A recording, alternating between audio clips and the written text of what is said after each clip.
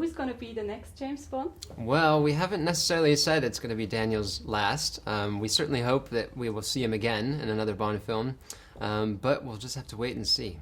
Is there a chance that there is going to be a black James Bond? There's always a chance. I think we always just try to find the best actor for the part, but once again, Daniel Craig is James Bond, and we hope that he continues to be so.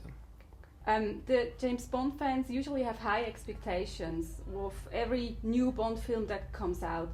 How do you keep up with these expectations? Well, it's always a challenge to try and give people a Bond film that they expect while also giving them surprises and things that they never saw coming. And so we just kind of always use our films as the benchmark and say, how do we do better this time? And this time I think we were very happy with Skyfall, and we took the same team back and said, let's just do it again, but even better. What do you want the people to feel after this movie? I think they want to feel excited and energized and satisfied with the fact that they've just seen an amazing Bond film. You grew up in a family that produces James Bond movie for a long time. What's your relationship with the brand James Bond? Well, I've grown up with Bond my entire life. So Cubby Broccoli, who started all with Harry Saltzman, he married my grandmother, and my father was working alongside him for his entire life. And now it's my Aunt Barbara and my dad that produce the films, and I get to work with them every day, which is wonderful.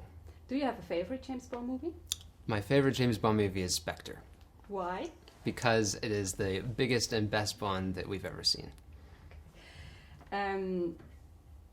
What was the biggest challenge for you and your team producing Spectre? Well, there was a lot of logistical production challenges because on this film we had a lot of locations, and not just lots of days on locations, but incredible action sequences in these locations. So a huge car chase in Rome, getting all those permissions, locking down streets to do 3 weeks of shoots with the second unit, having 6 weeks up in the mountains of Austria, up in sub-zero conditions, all these things. And in Morocco, we had sandstorms that shut us down for many days, and there was it was tough on the crew, but the fact is all their hard work is up there on the screen for everyone to see. If you had to describe the agent James Bond with 3 words, what would they be?